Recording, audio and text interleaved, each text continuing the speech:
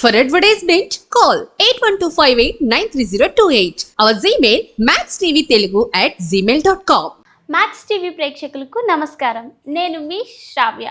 మానవ సేవే మాధవ సేవ, మాధవ సేవే మానవ సేవ అంటూ ఆ రెండిటిని తన రెండు కళ్ళుగా భావించి సమాజ సేవలో సగభాగంగా ఉన్న శ్రీమతి శ్రీ లక్ష్మీరెడ్డి గారితో స్పెషల్ ఇంటర్వ్యూ. నమస్తే మేడం. నమస్తే.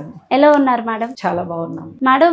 ముందుగా నాకు మీ గురించి తెలుసు, మరి మన ప్రేక్షకులకు కూడా తెలియాలంటే మీరు అసలు ఎక్కడ పుట్టారు మేడం? మాది నెల్లూరు జిల్లా ఆత్మకూరు తాలూకా. మా నాన్నగారు అల్లారెడ్డి వెంకరెడ్డి గారు, అమ్మ పేరు అల్లారెడ్డి కమలమ్మ. ఇంటి పేరు అల్లారెడ్డి, వెంకరెడ్డి గారు నాన్నగారి పేరు, అమ్మ పేరు కమలమ్మ. మాది ఉమ్మడి కుటుంబం. మా నాన్నగారికి ఒక తమ్ముడు, 6 చెల్లెళ్ళు, జాయింట్ ఫ్యామిలీ, ఆదర్శ కుటుంబం ఇంటి పేరు. సో పంట వీధిలో మా ఇల్లు అంతా.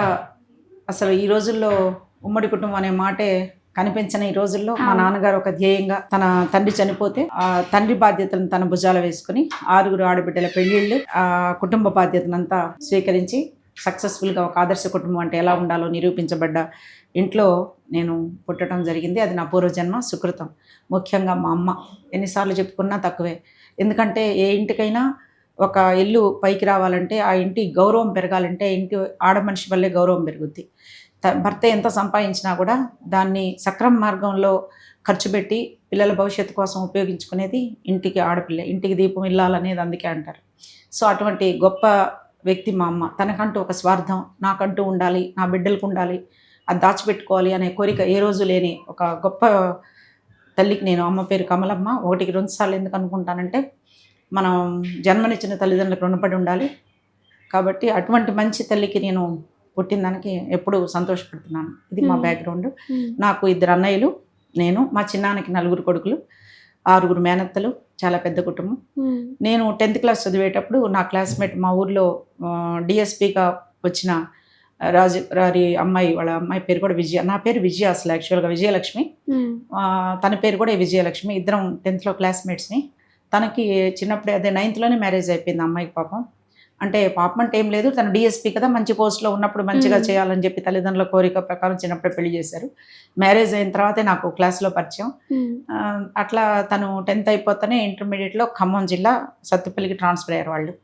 అక్కడ డెలివరీగా మా తోడికోడల దగ్గర డెలివరీకి వెళ్ళినప్పుడు వాళ్ళు మా హస్బెండ్కి పెళ్లి సంబంధాలు చూస్తున్నప్పుడు అమ్మాయి కావాలని అంటే, ఆ అమ్మాయి చెప్పబట్టి వచ్చి చూసుకొని ఖచ్చితంగా ఒక 10 రోజుల్లోనే మా ఆడబడుచు వాళ్ళ అల్జీరియాలో ఉండేవాళ్ళు అప్పుడు వెళ్ళిపోతున్నారని తొందరగా ముహూర్తం పెట్టుకొని, అంతా సినిమాల్లో జరిగినట్టు విజయలక్ష్మిరెడ్డి నుంచి శ్రీలక్ష్మిరెడ్డి, అంటే మా తోడికోళ్ళ పేరు కూడా విజయ, ఇద్దరు పేర్లు ఇదవుతాయని చెప్పి శ్రీలక్ష్మిరెడ్డి, విజయలక్ష్మిరెడ్డి నుంచి శ్రీలక్ష్మిరెడ్డి అయిపోయింది అనమాట.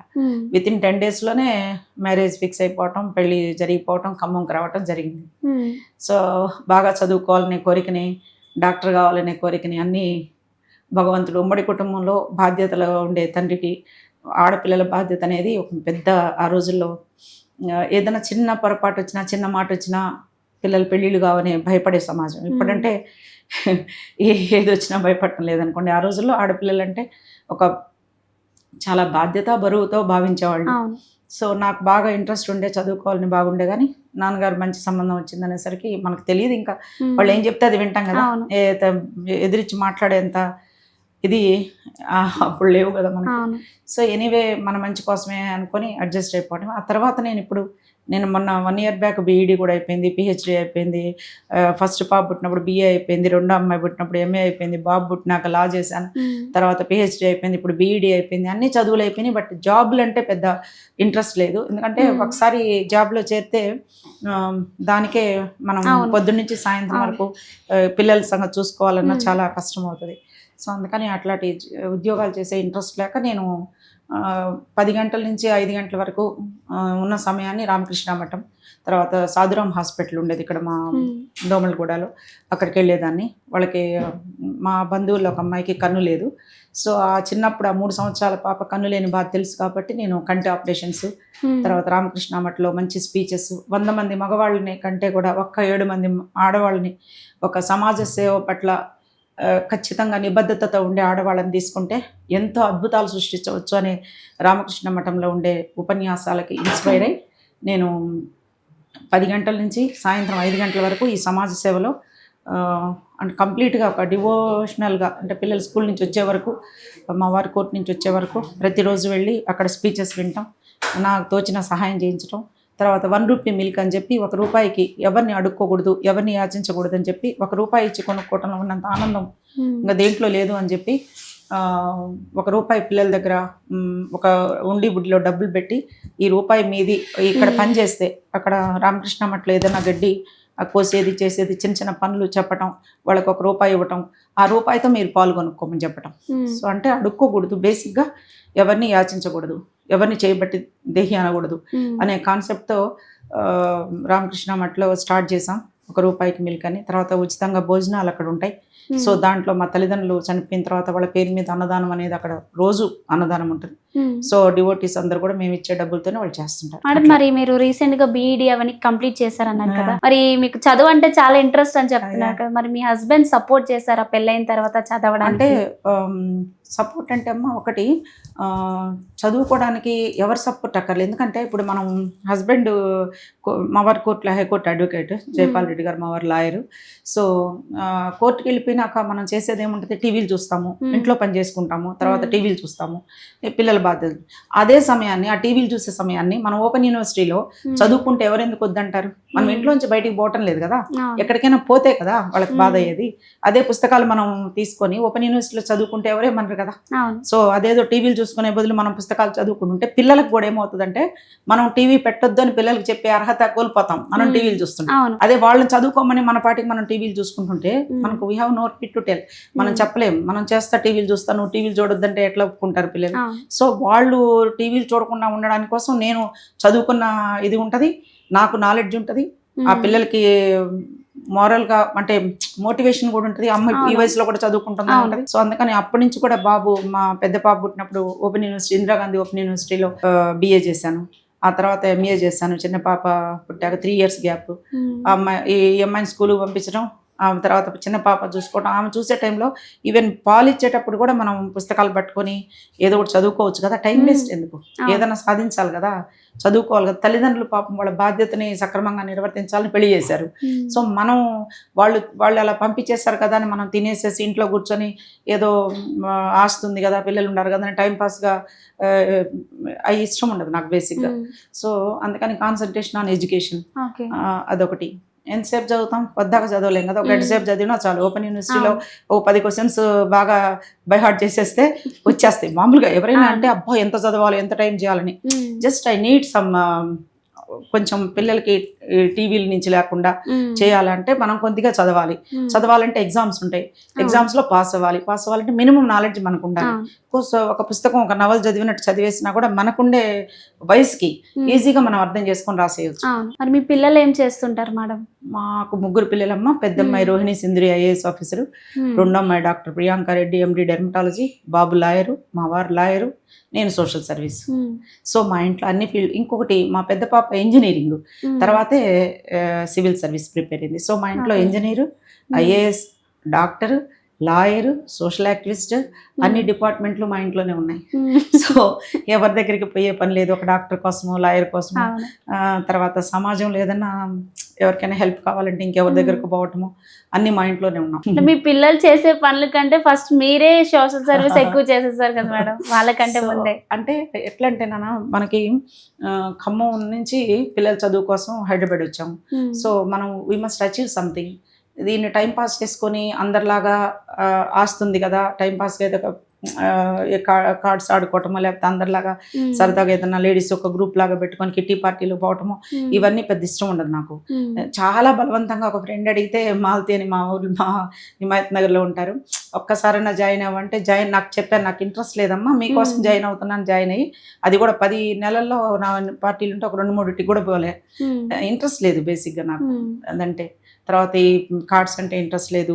ఈ గెట్ టుగెదర్లో వీటిలో టైంపాస్గా ఆమె చీర కట్టుకొచ్చింది, ఈమె జాకెట్ వేసుకొచ్చింది, ఇవన్నీ అంత ఒకరికొకరు ఇవి తప్పితే వేరే ఉండవు. సో ఇదనుకోండి, ఇప్పుడు మనకు దేవుడు అన్నీ ఇచ్చాడు, మనకు లేని వాళ్ళకి మనకి ఏదైనా చేసామనుకో, ఆ సెల్ఫ్ సాటిస్ఫాక్షన్ అనేది అది ఎవరు చెప్పినా రాదు. ఎంత చెప్పినా రాదు అది. ఎందుకంటే మన పిల్లలకి చేసిన దానికంటే బయట వాళ్ళకి చేసి ఇది అచీవ్ చేశాను అనేదానికి అది ఆ ఆనందం అనేది ఎంత చెప్పినారు అది. ఇప్పుడు కరోనా టైంలో సంజన, మా నెల్లూరు జిల్లాలో నాగలక్ష్మి, చాలా కేసులు. ఎన్ని కేసులు అంటే అసలు తలుచుకుంటే నేనైనా చేసింది అనిపిస్తుంది. అంత ఓపిక, అంత సహనం రావాలంటే బేసిక్గా ఆడవాళ్ళకి అన్నీ ఉంటాయి. కానీ నాకు ఇంట్రెస్ట్ కాబట్టి ఇష్టంతో చేసేది ఏది కష్టం అనిపించింది. మేడం, మరి ఇప్పుడు మీరు ఎక్కువ సోషల్ సర్వీస్ చేస్తుంటారు కదా, అంటే మీకు ఫస్ట్ నుంచి ఇలా చేయాలనిపిస్తుందా, లేదా మీకు ఎవరైనా ఇన్స్పిరేషన్ ఉన్నారా ఇలా చెయ్యాలి అని? ఇలా చేయాలని కాదు, మా అమ్మే నాకు ఇన్స్పిరేషను. ఎందుకంటే 6 మేనత్తల్లో ఒక్కొక్కరు ఒక్కొక్క క్యారెక్టర్. ఒకరు బాగా ఎమోషనల్గా ఉంటే, ఒకరు కొంచెం స్లోగా ఉండి, ఏదో ఒకటి రకరకాల సమస్యలు ఏదైనా అమ్మతో చెప్పినప్పుడు ఆమె ఎలా వింటూ సాల్వ్ చేసేది అనేది, ఆమె ఓపిక, ఆమె సహనం, ఆ కుటుంబ వ్యవస్థ ఎలా డెవలప్ అవ్వాలనేది చిన్నపిల్లప్పటి నుంచి ఉగ్గుపాలతో పెట్టినట్టు మాకు, నా అదృష్టం మా ఉమ్మడి కుటుంబమే. అన్ని రకాల క్యారెక్టర్లు మా ఇంట్లో ఉన్నాయి. సో వాటిని ఎట్లా ఆమె చేసుకొని వాళ్ళందరికీ పెళ్ళిళ్ళు చేసి, తనకంటూ ఏమీ లేకుండా, తనకంటూ ₹1 తన బ్యాంక్లో లేకుండా, తన ఆడపిల్లల కోసం తను చేసిన సర్వీసే నాకు మోటివేషన్. సో ఆమెలాగా, ఆమె పేరుంటేనే మా బంధువులందరూ కూడా ఒక్కరు కూడా, మా సొంతం మా అన్న భార్య, మా మేనత్త కూతురు, అమ్మ అంటారే కానీ ఆమెను ఎవరు అత్తగా భావించరు. సో అంత మంచి, చెప్పాను కదా మొదట్లోనే మా అమ్మే నాకు అన్నిటికీ అని. సో మా నాన్నగారు చనిపోయాక మా అమ్మ నా దగ్గరే ఉండేది. ఈ విధంగా ఎక్కువ సర్వీస్ చేయడానికి అమ్మ నా దగ్గర ఉండటమే కారణం. బికాజ్ పిల్లల్ని వదిలిపెట్టిపోయినా కూడా, ఇప్పుడు కొడంగల్, కోస్గి, రావులపల్లి, ముఖ్యంగా మహబూబ్ నగర్ ఏరియాల్లో ఆ రోజుల్లో చేతబడులు ఉండేవి. తర్వాత బాల కార్మికుల పిల్లల్ని పొలాల్లో పనిచేసే పిల్లల కోసం బాల కార్మిక వ్యవస్థ నిర్మూలన కోసం అని చెప్పి కలెక్టర్ ఆఫీస్లో మీటింగ్ పెట్టేవాళ్ళు. ఎవరైనా స్వచ్ఛందంగా ముందుకు వస్తే మీరు చేయొచ్చని. సో మేమందరం కలిసి లయన్స్ క్లబ్లో మెంబర్ నేను అనమాట. లయన్స్ క్లబ్ తరఫున మొత్తం విలేజెస్కి వెళ్ళిపోయి, మన లయన్స్ క్లబ్ అంటే అమ్మ రోటరీ క్లబ్ కానీ, లయన్స్ క్లబ్ కానీ, రెడ్ క్రాస్ కానీ, ఇవన్నీ కూడా వాళ్ళు మనకేమి ఇవ్వరు. మనం మెంబర్షిప్ తీసుకొని మన డబ్బులతో మనం సర్వీస్ చేయాలి. సో మనం ఒక గ్రూప్ లాగా ఏర్పడి ఈ ఏరియాలో ఈ పని చేయాలి అనేది వాళ్ళు ఒక్కొక్క నెలలో ఒక్కొక్క ఎయిమ్ పెట్టుకుంటాం అనమాట. సో గవర్నర్ మిసెస్ కానీ, లేకపోతే వీళ్ళందరూ మాకు హెడ్గా ఉంటారు. సో వాళ్ళు చెప్పిన దాన్ని బట్టి మన మీటింగ్లో ఎవరెవరు ఇంట్రెస్ట్ ఉంటే ఏ ఏరియాలని.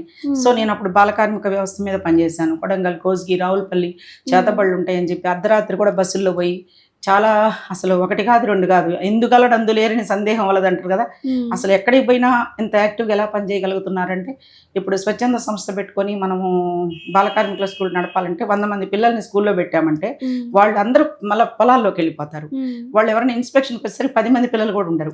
సో మనం ఖర్చు పెట్టేది ఎక్కువ ఉంటుంది, వాళ్ళు వచ్చేసరికి మనం ఇన్స్పెక్షన్ చేపిస్తే చూపించేది తక్కువ ఉంటుంది. అందుకే నేను గవర్నమెంట్ ఫండ్ ఎవరైనా ఇస్తారు చేస్తారంటే వాళ్ళ డబ్బులతో ఆధారపడి పనిచేస్తే మనం నిజాయితీగా పనిచేయలేము ఇట్లాంటి వ్యవస్థల్లో. సో అందుకని నేను మొదట్లో గవర్నమెంట్తో పనిచేయాలనుకుని అప్లై చేసుకొని కూడా, తర్వాత నేను అనుకున్నది మనం నిజాయితీగా చేసే పని కాదు. ఎందుకంటే మనం వాళ్ళు ఇచ్చే ₹2 కోసం మనం 100 మందికి పిల్లల్ని తీసుకొస్తాం, లెక్క చూపించాలి. కానీ వాళ్ళు ఎప్పుడైనా సడన్ గా ఇన్స్పెక్షన్కి వస్తే వాళ్ళు 10 మంది పిల్లలు కూడా ఉండరు. సో ఆ 10 మంది పిల్లలకి 100 మంది పిల్లల డబ్బులు నువ్వు తీసుకుంటున్నావు అంటే that is the black list లోకి వెళ్ళిపోతాం. సో అందుకని నాకు గవర్నమెంట్తో పని లేకుండా నా సొంత డబ్బులతో చేస్తే నాకు ఇష్టమైతే ఈ నెలలో పని చేస్తాను, లేకపోతే నెక్స్ట్ మంత్ నా పిల్లల కోసం ఏదైనా పని ఉంటే నేను చేయకపోయినా నన్ను అడిగేవాళ్ళు ఉండరు. సో దానికి ఒకరి కింద పని చేయటం అనేది, ఇప్పుడు జాబ్ చేస్తే నువ్వు పొద్దున్న నుంచి సాయంత్రం వరకు కంపల్సరీగా మేనేజ్మెంట్కి బాధ్యురాలు కదా. ఇప్పుడు నేను కూడా అంతే, ఎన్జిఓగా చేయాలంటే ఒక గవర్నమెంట్ డబ్బులు ఎవరైనా ఇస్తే వాళ్ళకి కంపల్సరీగా వాళ్ళకి అందుబాటులో ఉండి వాళ్ళు చెప్పినట్టు చేయాలి మనం. సో అవి మనకి ఎట్లా కుదురుతాయి, మనకి అందులో డబ్బుల కోసం ఇబ్బంది పడాలనో లేకపోతే ఏం లేదు. అటువంటిప్పుడు నేను ఎందుకు ఇబ్బంది పడాలని ఎన్జిఓగా మానేసి సొంతంగా నా డబ్బులతోనే చేయడం అని డిసైడ్ చేసుకున్నాను. ఎందుకంటే ఈ అన్యాయాలు చేయలేము మనం, ఎక్కువ చూపించి తక్కువ చూపించి మోసాలు చేసి గవర్నమెంట్ అఫీషియల్స్కి లంచాలు ఇచ్చి ఈ పనులన్నీ మనం చేయలేము. సో అందుకని అందులో లోక్సత్తాలో పనిచేశాను నేను. జయప్రకాష్ నారాయణ గారితో పనిచేసేప్పుడు నారాయణగూడలో అవినీతిని ఎదిరించాలా, దుర్మార్గులను పట్టించాలా, డబ్బు తీసుకున్న వాళ్ళని పట్టించాలని దాంట్లో పనిచేసి అటువంటి వ్యవస్థ నిర్మూలించాలని చేసుకునేవాళ్ళము. తర్వాత అతను పార్టీ పెట్టినాక పార్టీలో చేరలేదు, కానీ లోక్సత్తా ఫస్ట్ స్టార్ట్ చేసినప్పుడు నారాయణగూడలో ఆఫీస్ స్టార్ట్ చేసి ఎంతో మందిని మెంబర్స్గా చేసి అవినీతిని ఎదిరించాలని పోరాడిన దాంట్లో నేను ఒకదాన్ని. చాలా స్ట్రగుల్స్ చేసి ఈ పొజిషన్కి వచ్చారనమాట. ఒకటి కాదు నాన్న, ఇప్పుడు మాకు రక్తదాన శిబిరాలు ఉంటాయి రెడ్ క్రాస్ తరఫున. ఫస్ట్ రక్తదాన శిబిరం నా సొంతంగా నేను చిరంజీవి చారిటబుల్ ట్రస్ట్కి నారాయణగూడలో ఫస్ట్ రక్తదాన శిబిరం ఏర్పాటు చేసింది స్వామినాయుడు గారు. ఇప్పుడు మనకి బ్లడ్ బ్యాంక్ ఇన్ఛార్జ్గా ఉంటారు. స్వామినాయుడు గారిని అడిగితే ఫస్ట్ హెల్త్ క్యాంప్ కండక్టెడ్ రక్తదాన అవగాహన శిబిరం స్టార్ట్ చేసింది నేను నారాయణగూడలో. I'm proud to tell like that. తర్వాత కంటి ఆపరేషన్లు చిరంజీవి స్వామి గారు అంటే మీకు తెలుసు ఎంత పెద్ద వ్యక్తో. వాళ్ళ అమ్మగారికి 25 ఏళ్ల క్రితం కంటి ఆపరేషన్ చేయించాను. అది ఎంత గర్వంగా ఫీల్ అవుతానంటే, అంత గొప్ప వ్యక్తి తల్లికి నేను ఆపరేషన్ చేయించగలిగాను అంటే, ఆ రోజుల్లో వాళ్ళు అశోక్ నగర్ ఒక చిన్న ఇంట్లో ఉండేవాళ్ళు. ఆమె దగ్గరికి ఎప్పుడో నా పేపర్లో ఇట్లా కంటి ఆపరేషన్లు చేయించబడను చెప్పాను కదా, మా బంధువుల్లో ఒక పాప కన్ను లేదని నేను యాక్టివిటీస్ చేస్తున్నాను. సో అందుకని చెప్పి నేను పేపర్లు ఇచ్చేదాన్ని. ఎవరికైనా కంటికి ఏమైనా ఇబ్బంది ఉంటే నేను వాళ్ళకి కావాల్సిన నేను చేయిస్తానని క్యాంపులు పెడతాను. స్లమ్లోకి వెళ్ళి మొత్తం అందరినీ గ్యాదర్ చేసి పలానా రోజు డాక్టర్స్ తీసుకొస్తానని సాధురామ్ హాస్పిటల్లో నా కారు తీసుకెళ్ళి డాక్టర్స్ని ఎక్కించుకొని ఆ స్లమ్లోకి తీసుకెళ్ళి క్యాంప్ కండక్ట్ చేసి అక్కడ ఎవరికి ఆపరేషన్స్ కావాలో వాళ్ళని కారులో ఎక్కించుకొని మళ్ళీ సాధురామ్ హాస్పిటల్లో దింపి ఆపరేషన్ అయినాక వాళ్ళని మళ్ళీ తీసుకుపోయి ఇళ్ళ కాడ దింపేదాన్ని. ఆ క్రమంలో ఆమె ఫోన్ చేసి అమ్మ నాకు ఇట్లా ఆపరేషన్ కావాలని అడిగితే ఆమె కూడా ఆపరేషన్ చేయించడం జరిగింది.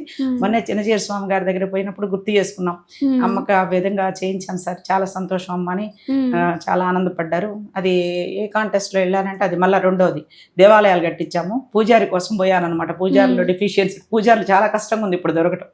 అందుకని పూజారులు బాగా అక్కడ చిన్నజీర స్వామి దగ్గర చాలా మంది ఉంటారు కదా అని కలవడానికి పోయినప్పుడు గుర్తు చేసుకున్నారు చిన్నజీర స్వామి గారు. చాలా సంతోషం అమ్మ, చాలా ఏళ్ళ తర్వాత కలిసాం మళ్ళా అని. సో అట్లా అంత మంచి పనులు దేవుడు నాతో చేయించగలిగాడు అంటే రియలీ భగవంతుడు ఇచ్చిన అవకాశం. మేడం మరి ఎప్పుడు సోషల్ సర్వీస్ అయినా మేడం, లేదా మూవీస్ కూడా చూస్తారా మీరు? నేను సెన్సార్ బోర్డ్ మెంబర్గా పనిచేశాను. నాకు చాలా ఇష్టం సినిమాలు అంటే, చాలా ఇష్టం. ఏది కూడా వదిలిపెట్టకుండా చూస్తాను. అన్నిటికీ ఎట్లా టైం ఉంటుందని అనొద్దు మీరు. సో అంటే మనసుంటే మార్గం ఉంటుంది. మనకి ప్యాషన్. ఇప్పుడు సోషల్ సర్వీస్ ఎవరైనా ఒక అమ్మాయి ఫోన్ చేస్తుంది, అమ్మాయికి ఏదైనా చేయాలని నాకు ఇంట్రెస్ట్ ఉంటేనే కదా అమ్మాయికి చేయగలను, లేదంటే తప్పించుకోవచ్చు, లేదమ్మా నేను అక్కడ ఉన్నా ఇక్కడ అని చెప్పొచ్చు. అట్లే ఏదైనా సినిమా రాత్రి మా మేనత్త 6 మేనత్తలో ఒక ఆమె చిన్నప్పుడు నన్ను శివరాత్రికి 3 సినిమాలు వరుస పెట్టి చూపించేది. ఇవన్నీ కూడా జీన్స్ అనమాట. మా మేనత్తల్లో ఉండే ఒక్కొక్క జీన్స్ నాలో ఉన్నాయి. ఆమె సినిమాలు బాగా పిచ్చి, ప్రతి సినిమా చూస్తుండేది. అందులో ఆమెకు ఒక్కడే కొడుకు. నన్ను ప్రతి దానికి ఆడపిల్లలు లేరు కాబట్టి నన్ను చిన్నప్పటి నుంచి తనే ఎక్కువ చాకింది. కృష్ణవేణి ఆమె పేరు, చనిపోయారులేండి. ఆమె ఎత్తుకొని పోయి అన్ని సినిమాలు చూపిస్తుండేది. అట్లా సినిమాలు చిన్నప్పటి నుంచి బాగా ఇష్టం. సెన్సార్ బోర్డ్ మెంబర్గా పనిచేశాను.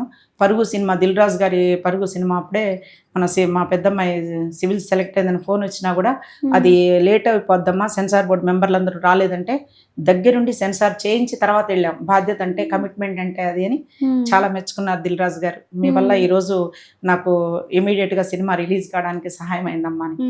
సో అట్లా సినిమాలంటే బాగా ఇంట్రెస్ట్. మరి నేను విన్నది నిజమేనా? మరి మీకు ప్రభాస్ అంటే ఇష్టం, ప్రభాస్ కోసం గుడ్లు కూడా కట్టిస్తున్నారు అని విన్నాను. అది ఎంతవరకు నిజం? కాదు, ప్రభాస్ కోసం కాదు. ప్రభాస్ అంటే చాలా అభిమానం. దేనికి వచ్చిందంటే అంతకుముందు ఉండే, కానీ ఎప్పుడైతే బాహుబలి అప్పటి నుంచి చాలా అసలు ఎంత అభిమానం అంటే అంత అభిమానం. ఈ కల్కి మూవీ తీసిన డైరెక్టర్ గారు కూడా మా ఫ్యామిలీ ఫ్రెండ్స్, డాక్టర్ జయంతి జయరామ్ రెడ్డి గారి అబ్బాయి.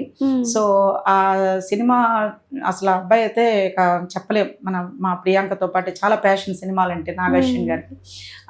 బాబుని ఎప్పుడు వాళ్ళ మేడం గారి దగ్గర పోయినప్పుడల్లా ఎప్పుడు కంప్యూటర్ ముందు చేస్తూ ఉండేవాడు అనమాట.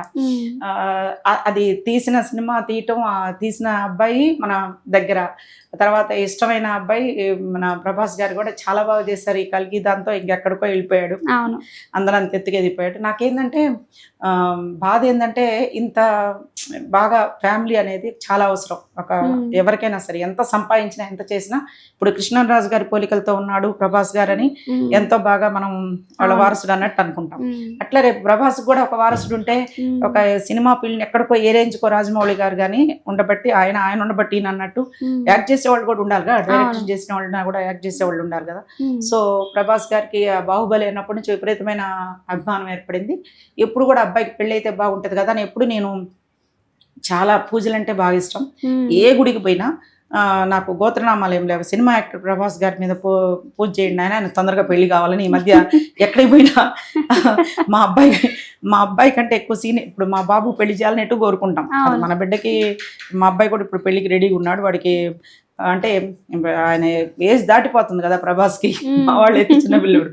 సో ఎట్లయినా మ్యారేజ్ కావాలి అని ఎప్పుడు మనస్ఫూర్తిగా కోరుకుంటే, ఎప్పుడైనా ఈ ఫేస్బుక్లో అనుష్కతో పెళ్ళి అయిపోతుంది, ఇంకెవరితో పెళ్ళి అయిపోతుంది, పిల్లలు కూడా పుట్టారు అని, ఇంత బాగుండారు పిల్లలని ఒకటే వస్తున్నాయి అనమాట.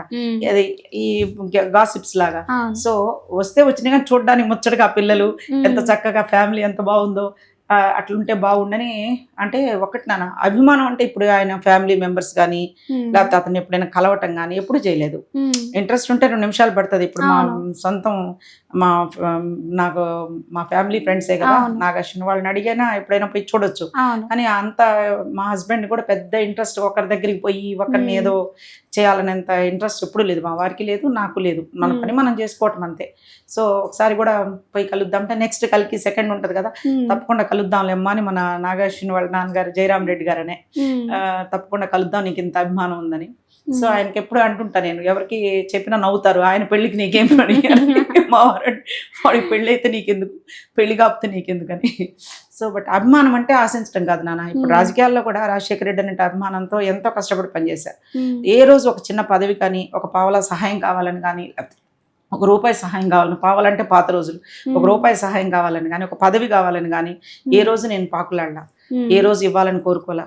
సో అభిమానం అంటే అది ఏదో ఆశించి చేసేది, అది బిజినెస్ అయిపోద్ది మనం. ఇట్లా ప్రభాస్ అయినా, ఆయన రాజశేఖర రెడ్డి గారైనా, ఇప్పుడు రేవంత్ రెడ్డి గారు నాకు రాజకీయాల్లో అసలు చూస్తుంటే మాట్లాడుతుంటే చాలా అనిపిస్తుంది. అంటే డైనమిజం అనేది అందరు చెప్తే వచ్చేది కదా నాన్న, అది కొందరికి దేవుడిచ్చిన ఇది. ఆ డైనమిజం, ఆ మాట్లాడటం, ఆ మధ్యలో రోసయ్య గారు మాట్లాడుతుంటే కొంచెం అనిపించేది ఎక్కడైనా వెరైటీగా. ఇప్పుడు రేవంత్ రెడ్డి గారు అంటే చాలా రాజకీయంగా రేవంత్ రెడ్డి గారిని చూస్తుంటే అంత క్యాపబుల్గా, మేము బై బర్త్ మేము కాంగ్రెస్, మా మామగారు కాంగ్రెస్ అంటే చాలా అభిమానం. మా ఇంట్లో దాదాపు ఖమ్మం జిల్లాలో ఉండే ప్రతి ఒక్క రాజకీయ నాయకుడికి ఆ రోజుల్లో మామయ్య బాగా భోజనాలు పెట్టడం చేయటం. తర్వాత నేను నా పెళ్ళైన తర్వాత సమ్మాన్ చంద్రశేఖర్, శీలం సిద్ధారెడ్డి గారు వీళ్ళందరూ కూడా వచ్చి మన ఇంట్లో సింధు మా పెద్ద పాపల్లో గదిలో వేసేసి వీళ్ళందరికీ వంటలు చేసి పెట్టడం. అట్లా రాజకీయంగా బాగా తెలిసిన ఫ్యామిలీ కాబట్టి ఎప్పుడైనా సరే కొండా సురేఖ కోసం, తర్వాత మళ్ళీ ఎవరు వచ్చిన రాజశేఖర రెడ్డి అని మీ ఖమ్మం జిల్లా అమ్మ పోయి పనిచేయండి అంటే రేణుకా చౌదరి కోసం, తర్వాత మళ్ళీ పొంగులేటి శ్రీనివాసరెడ్డి గారి కోసం, సో అందరు ఎవరైనా సరే మనోళ్ళు వస్తే వాళ్ళ కోసం నా డబ్బులతో, నా వెహికల్లో, నా సొంత ఖర్చుతో వెళ్ళి చేశాను తప్ప, చేసి గెలిపించుకున్నాక ఏ ఒక్కరి దగ్గరికి పోయి ఒక్క పని కానీ ఒక సహాయం కానీ కోరుకోవాలి. దాన్ని అభిమానం అంటారు. మరి మీరు గుడులు కూడా చాలా కట్టించారని విన్నారు. గుడులు అంటే ఇక్కడ మన సాయిబాబా టెంపుల్కి ఎప్పుడు అప్పుడు అమ్మ నా దగ్గర ఉన్నప్పుడు బాగా సాయిబాబా, మా అబ్బాయి పేరు కూడా సాయివర్ధన్ రెడ్డి, సాయిబాబా గుడికి ఒక 5 lakhs డొనేషన్ చేసాము. అప్పుడు మాది ఫిక్స్డ్ డిపాజిట్ చేస్తే దాంట్లో అమ్మ పేరు మీద అన్నదానాలు నడుస్తుంటాయి.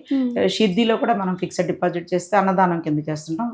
అది మా రుద్రాక్షపల్లి, మాది ఏదైతే మా అత్తగారి ఊరు ఉందో ఆ ఊర్లో ధ్వజస్తంభం ఉండే గుడి లేదు.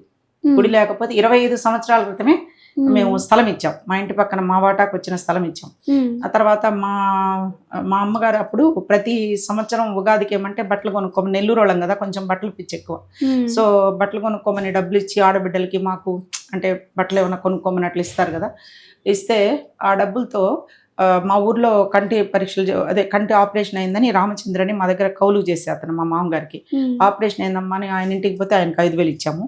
ఇచ్చేసి పక్కనే స్థలం ఉంది కదా దాంట్లో గుడి కడతామంటే పెద్ద ఎత్తున స్థలం ఇచ్చేసి గుడి కట్టడానికి కూడా 5,000 ఆ రోజుల్లో 25 years బ్యాక్ స్థలం స్టార్ట్ చేయండి అని ఇచ్చాం. ఎవరు కట్టలేకపోయారు.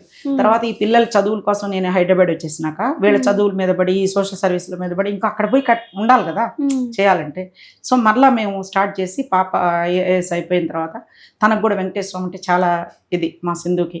నేను నాన్న ఎవరిని అడిగే పని లేదు, నేను 10 lakhs ఇస్తానా అని ఆ అమ్మాయి 10 lakhs ఇచ్చింది స్టార్టింగ్.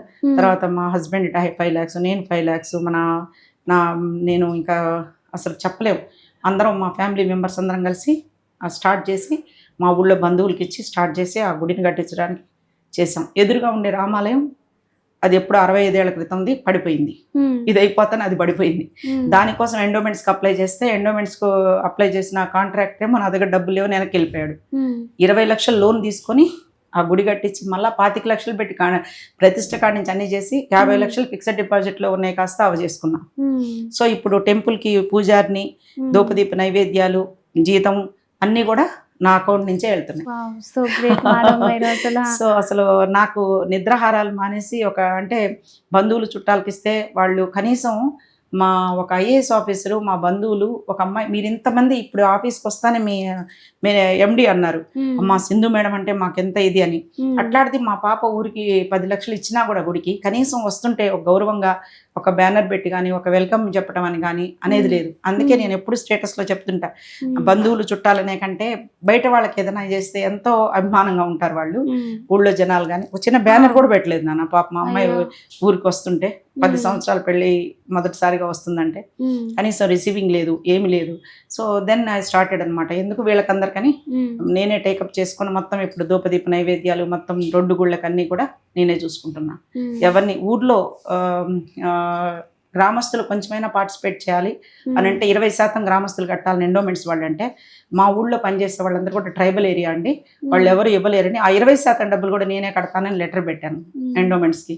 సో వాళ్ళ దగ్గర డబ్బులు లేవంటే కాంట్రాక్టర్ రాకపోతే 20 లక్షలు ఇప్పుడు లోన్ తీసుకుని కట్టించాం దాన్ని. ఒక్క రోజు కూడా ఏ రోజు కూడా గ్రామస్తుల్ని ₹1 నేను ఈ దేవాలయం టేకప్ చేసిన తర్వాత ఒక్క రోజు కూడా గ్రామస్తుల దగ్గరికి వెళ్ళి మీరేం చేస్తారని అడగల. మేము మీ ఊరికి మా అత్తగారి ఊరు, అది నా సొంత అమ్మగారిది కూడా కాదు. అత్తగారి ఇల్లు అంటే ఆడపిల్లకి పెళ్ళైన తర్వాత అత్తగారిల్లే అమ్మగారిదైనా ఏదైనా చావైనా బతికైనా అక్కడే. సో మా నాన్న చెప్పిన మాట, నీకు కష్టం వచ్చినా సుఖం వచ్చినా ఏదొచ్చినా అది అత్తగారి ఇంట్లోనే. కష్టమైతే భరించు, సుఖమైతే అనుభవిస్తావు కదా, అట్లా కష్టాన్ని కూడా అదే రకంగా ఫీల్ అవ్వు. కష్ట సుఖాలనే ఎప్పటికప్పుడు ఒకటేసారి ఉండవు, ఎప్పటికీ మారుతుంటాయి. కాబట్టి నీకు అదే అన్నారు. అందుకే ఇప్పుడు నాకు పుట్టిల్లైనా అత్తిల్లైనా అదేనా భావించి 2 దేవాలయాల నిర్వహణ కూడా నేనే ₹1 ఊళ్ళో వాళ్ళ దగ్గర తీసుకోకుండా ధూపదీప నైవేద్యాలు, పూజారి శాలరీస్ అన్ని కూడా నా అకౌంట్ నుంచి పంపిస్తున్నాను. మాకు పెట్రోల్ బంక్ ఉంది కల్లూరులో, మాకు పెట్రోల్ బంక్ ఉంది. ఆ పెట్రోల్ బంక్ మీద వచ్చే డబ్బులు కాస్త దీనికి ఖర్చు పెట్టుకుంటున్నాను. మా పిల్లలకు కూడా 1 ఎకరం పొలం ఇవ్వాల, ₹1 కట్నంగా ఇవ్వాల. ఎందుకంటే బంగారంగా చదివించుకున్నాను. It's open challenge. ఆడపిల్లల్ని కష్టపడే అందమైన పిల్లలు, అద్భుతమైన చదువులు, ఏం ఆశిస్తారు ఇంకెవరైనా? సో అట్లా ఏదైనా ఏ ఫీల్డ్లో ఉన్నా మనం నెంబర్ 1గా ఉండాలి. నా టార్గెట్ పిల్లలకి ఎవరికైనా చెప్పినా మనం ఏ ఫీల్డ్లోనే ఉండని, అది వంట అయినా, అది సామాజిక సేవ అయినా, ఇంకేదైనా సరే ఎవరు మనలాగా చేసేటట్టు ఉండకూడదు. సో ఓపెన్ ఛాలెంజ్గా ఉండాలి. అవును. అంటే నేను కూడా విన్నాను మేడం, చాలా వరకు ఏ ఆడపిల్ల కష్టాల్లో ఉన్నా సరే నేనున్నా అంటూ మీరు చాలా వీడియోస్ లో కూడా చెప్పారు. 1997 నుంచి కూడా ఎవరు కూడా ఫోన్ నెంబర్ ఇవ్వరు నాన్న. ఓకే, జస్ట్ అడ్వర్టైజ్మెంట్ ఇస్తారు పేపర్లో. మీరు ఏ పేపర్ అన్నా తీసుకోండి, దీని నిండా పేపర్స్ ఉన్నాయి. ఈ పేపర్లు ఎక్కడైనా సరే కింద నెంబర్ ఉంటుంది. సో ఈ నెంబర్ ని సంప్రదించవాలను. ఇప్పుడు మీరు అక్క పలుకుద్దని మన ఈనాడులో వచ్చారు అనుకో, దాని కింద తప్పనిసరిగా నా ఫోన్ నెంబర్ రాకపోతే ఎంబడే వాళ్ళకి ఫోన్ చేస్తారు. నా నెంబర్ కనిపించకపోతే ఎట్లా ఫోన్ చేస్తారు వాళ్ళు? ఊరికే చూస్తారు. చాలా మంది మనం అన్ని చూస్తున్నాం, పేపర్ తీస్తే డ్రెస్సులు చూస్తాం, అవి చూస్తాం, ఇవి చూస్తాం, ఈ ఎంట్రీలు చూస్తాం. బట్ మీరు నన్ను కాంటాక్ట్ చేయండి, నా ఫోన్ నెంబర్ ఇది, అర్ధరాత్రైనా నేనున్నాను, నాకే గవర్నమెంట్తో సంబంధం లేదు, ఎవరిని నేను అడుక్కోవటం లేదు అని చెప్పి ఛాలెంజింగ్ గా చేసే ఆడ మనిషిని ఒక్కరిని చూపించండి చాలు. ఎవరు లేరు, అందరూ చెప్తారు అంతే. రాత్రైనా రండి, ఇట్స్ ఓపెన్ ఛాలెంజ్ అని ఫేస్బుక్ లో పెట్టి 3 ఏళ్ళు అయింది. ఇప్పటికి 3 సంవత్సరాల నుంచి పెడుతున్నా. ప్రతి మహిళా దినోత్సవం రోజు ₹1 బహుమతి. నాలాగా మీరు ఎవరైనా సేవ చేసేవాళ్ళు ఉంటే మీకు ₹1 బహుమతి. మీరు ఆధారాలతో రండి, ఎవిడెన్స్ తో రండి. ఫీజు తీసుకోలేదనో, మేము ఈ అమ్మాయి కోసం ఇంత టైం స్పెండ్ చేసాము, ఈ అమ్మాయికి ఇంత చేసాము, ఈ అమ్మాయి దగ్గర మేము ఆశించలేదు, ఈ అమ్మాయి జీవితాన్ని నిలబెట్టామని ఇన్ని సంవత్సరాలుగా. నాలాగా అంటే 1-2 సార్లు చేయాలంటే ఎవరైనా చేస్తారు, బట్ ఇన్ని సంవత్సరాల నుంచి చేసేవాళ్ళని ఎవరైనా రండి ₹1 బహుమతి అని ప్రకటించారు. ఇంతవరకు ఎవరు రాలా. సో ఎందుకంటే నాకు మానసికంగా మా బంధువుల్లోనే, మా చుట్టాల్లోనే చాలా మంది నా భర్తతో హెరాస్మెంట్, పక్కన అక్రమ సంబంధాలు పెట్టుకొని ఆ పిల్లల్ని తీసుకొని ఆత్మహత్య చేసుకొని హుస్సేన్ సాగర్లో చనిపోయినప్పుడు ఆ పోలీస్ స్టేషన్లో తల్లిదండ్రులు ఏడుపు చూస్తే, ఎందుకు చచ్చిపోయిందంటే భర్త వేరే ఆమెతో సంబంధం పెట్టుకొని వీళ్ళని పట్టించుకోవటం లేదని చచ్చిపోయిందంటే, వై షుడ్ వై డై, మనం ఎందుకు చచ్చిపోవాలి, వై షుడ్ వై డై అని ఎప్పుడో 1997లో నేను డిగ్రీ చదివే రోజుల్లో నేను ఆర్టికల్ రాశా. ఎందుకు చనిపోవాలి మనం? ఆ బాధ వల్ల చనిపోతే పిల్లల్ని కూడా చంపేసుకున్నావు. నేనేంటంటే పిల్లలు చంపకుండా తను ఒక్కటే చచ్చిపోతే ఆ పిల్లల్ని చూసుకునే వాళ్ళు ఎవరు ఉంటారని ఆ తల్లి బాధ. ఇది కరెక్టే కదా. ఇంకొక ఆమె చేసుకుంటే ఈ పిల్లల్ని చూస్తాడా వాడు సరిగా? అందుకని ఆ తల్లి ఏం చేస్తుంది, పిల్లలతో సహా నాతో పాటే పుట్టారు, నాతో పాటే పోవాలని తీసుకెళ్ళిపోతున్నారు.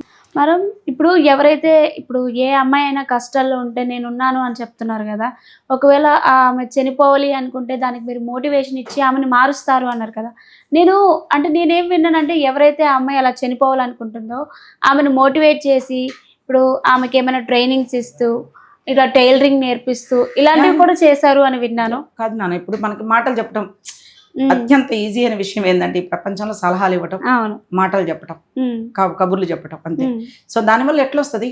నువ్వు అవును. బాగుండు, నువ్వు మంచిగుండు, నీ భర్తతో వాడు ఎట్లా నువ్వు బతుకుంటే ఎట్లా బతుకుద్దామే? ఉమ్. సో మనకేంటంటే బాగా బేసిక్గా నేను ఎవరిని తీసుకుంటానంటే ఎడ్యుకేషన్ ఉండే వాళ్ళకి మనకు అవసరం లేదు, ఉమ్. ఎక్కడో చోట జాబ్ చేసుకుంటారు వాళ్ళు. అవును. అసలు ఏమీ లేకుండా పాపం పల్లెటూరులో ఉండి కొంచెం చదువులు ఎక్కువ ఉండవు కదా, అవును. వాళ్ళ కోసం ఏంటంటే టైలరింగ్ అనేది ఈజీ, దాని చదువుతో పనిలే మనకి. అవును. సో ఒక మిషన్లో ఖచ్చితంగా ఒక నెల రోజులు కూర్చుంటే మనకు మంచిగా బ్లౌజ్ కుట్టుకోవచ్చు. ఉమ్. ఆ బ్లౌజ్ ఇప్పుడు ఇవాళ రేపు ఎంత తెలుసా? ఒక అవును. టైలరింగ్ ఇప్పుడు ఎక్కడ పోయినా 1000 రూపాయలు తక్కువ తీసుకోవటం, అవును. ప్యాడెడ్ బ్లౌజ్లు ఏవైనా ఉమ్. డిజైనర్ బ్లౌజ్ లో ఇంకా అసలు చెప్పనే పడలేదు. ఉమ్. సో అంత రేట్లు ఉన్నప్పుడు మనకి ఇట్స్ ఎ మోస్ట్ ఆర్థికంగా కాళ్ళ మీద నిలబడడానికి ఉండే ఒకే ఒక ఆయుధం టైలరింగ్ ఒకటి, ఎంబ్రాయిడరీ ఒకటి, మగ్గం వర్క్ ఒకటి.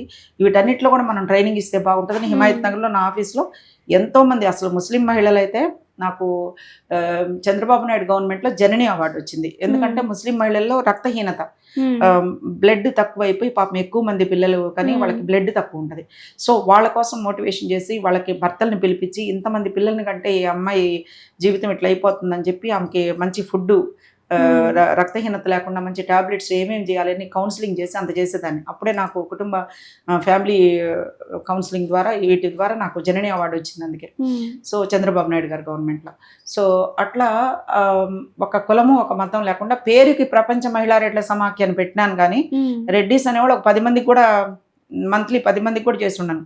మిగతా అన్ని క్యాస్ట్ వాళ్ళకి కూడా మనం, ఎందుకంటే ఎక్కువ కూడా బయటకు వచ్చేది కూడా వీళ్ళే కదా పాపం. ఏదన్నా ఏదంటే పెద్ద పెద్ద వాళ్ళ ఇళ్లలో మనం బయటికి చెప్పుకుంటే అసహ్యంగా ఉంటది, మన వీళ్ళకి చెప్తే తెలిసిపోద్దేమో ఎందుకని చెప్పి చాలా మంది రారు.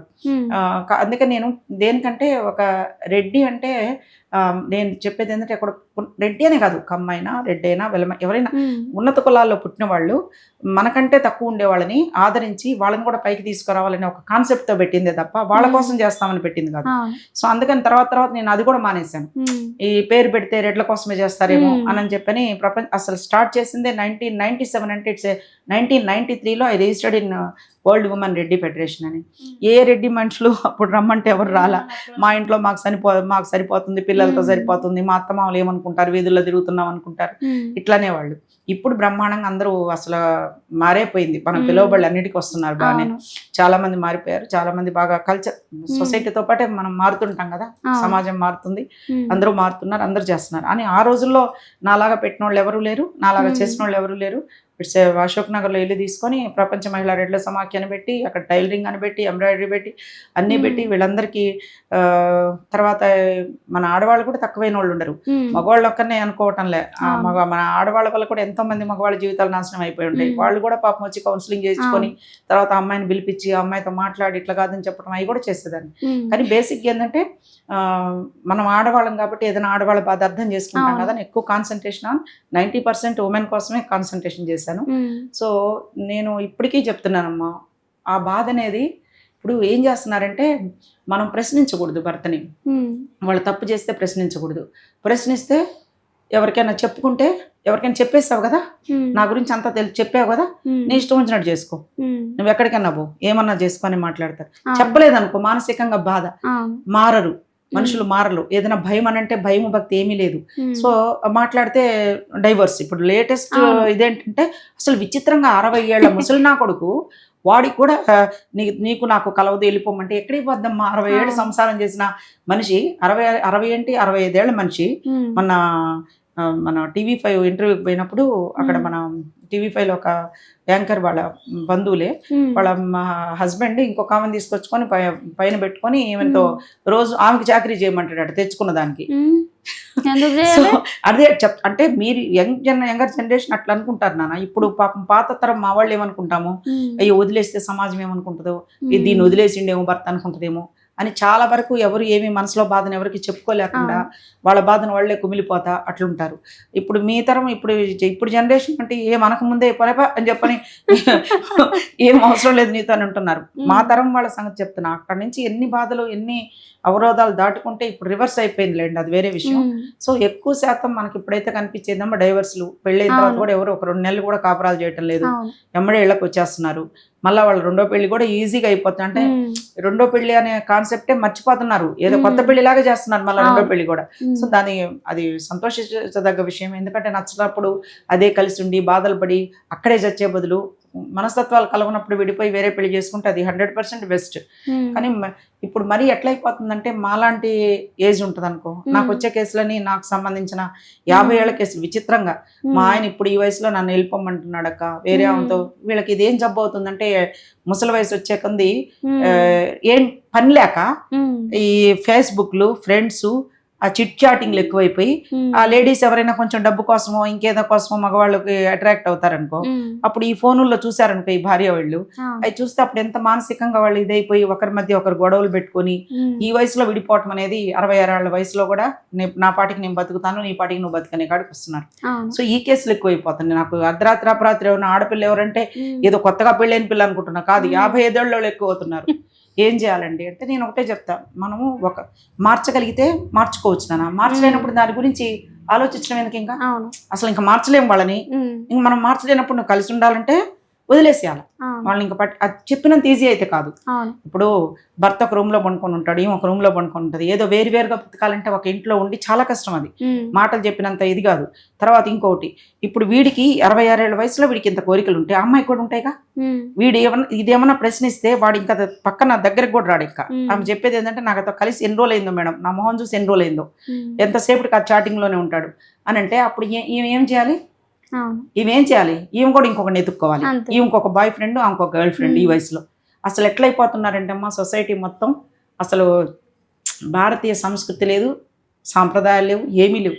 ఒకరి మీద ఇప్పుడు ఏంటంటే కక్ష పెరుగుద్ది. నేను అంత అందంగా ఉన్నా నా మొహం చూడకుండా ఇంకెవరితో చాటింగ్ చేస్తున్నాడు, నా పరిస్థితి ఏంటి, నా కోరికలు ఎవరు తీర్చుకోవాలి, నేను ఇంకొక రకంగా. ఇట్లా ఏమంటే అక్రమ సంబంధాలు ఎక్కువైపోవటం, అవి బయటపడితే విడాకుల దాకా వెళ్ళిపోవటం, బయటపడితే పిల్లల ముందు చులకనైపోవటం, ఇవన్నీ కూడా పిల్లల మనసుల్లో చాలా బాధ. వాళ్ళు కూడా ఇప్పుడు తల్లిదండ్రులు అట్టుంటే బిడ్డలు ఏముంటారు? ఇప్పుడు గట్టిగా మాట్లాడాలంటే నువ్వు మంచిగా ఉంటే పిల్లల్ని ప్రశ్నించగలవు. నువ్వే దరిద్ర పనులు చేస్తుంటే నువ్వు పిల్లలకి ఏం చెప్పగలవు? సలహా చెప్పలేం కదా.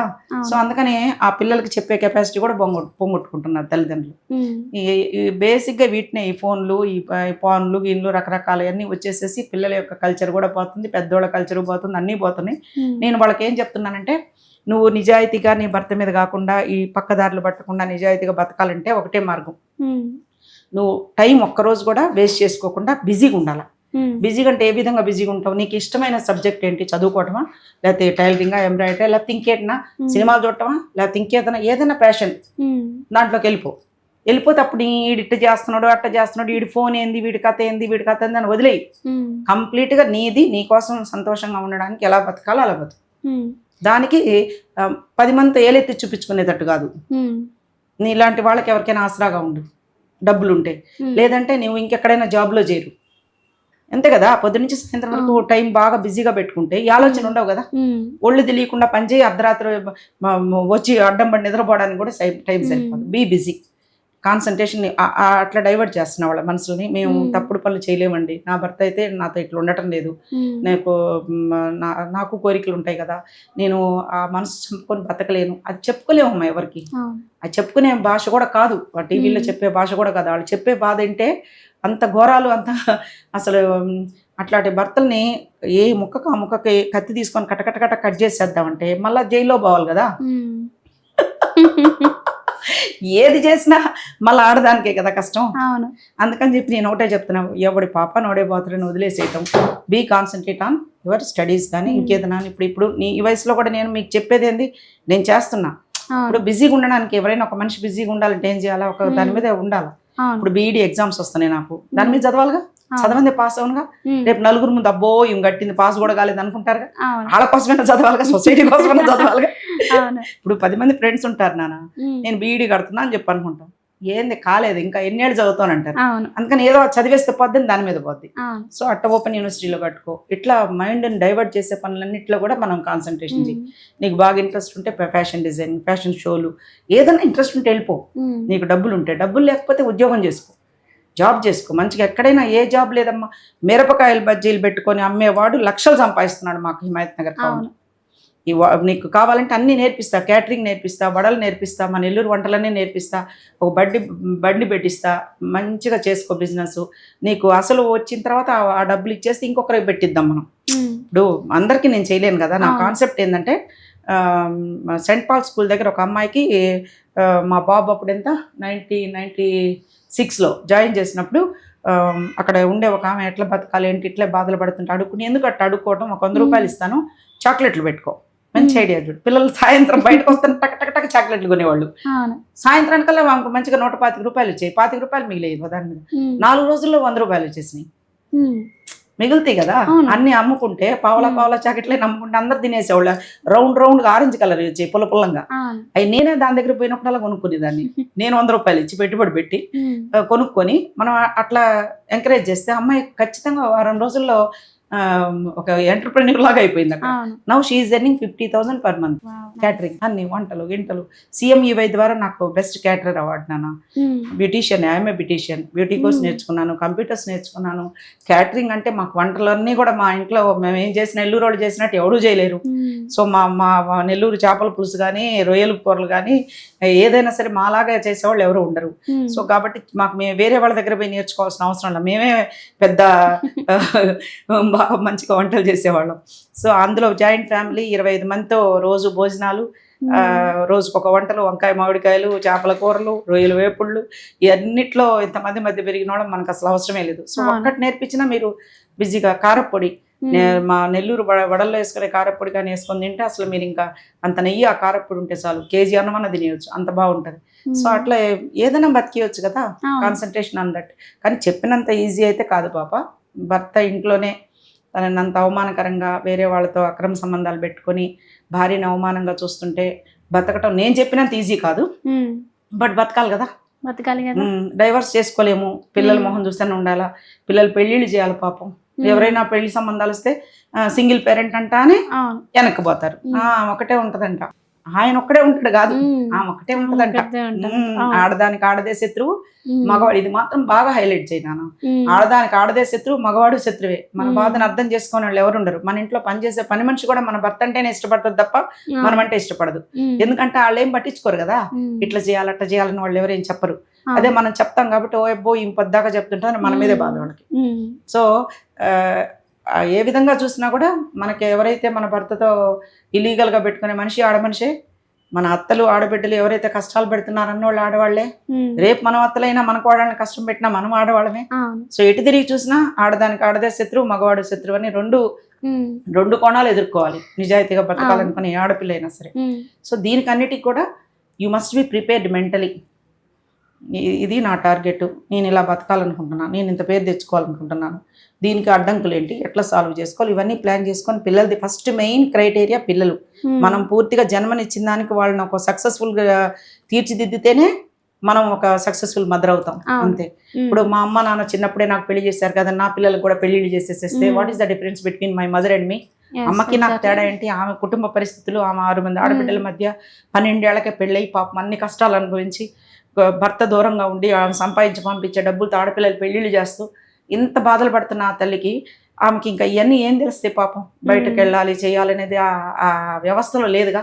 ఆ వ్యవస్థ నుంచి నా వ్యవస్థ వచ్చేసరికి నేను 10 మందికి చేయతట్టిగా, నా నుంచి నా బిడ్డలు వచ్చేసరికి ఒక కలెక్టర్కి ఎదిగి ఒక రాష్ట్రంలో ఒక జిల్లా మొత్తాన్ని శాసించగలిగే స్థాయికి పిల్లలు ఎదిగారు.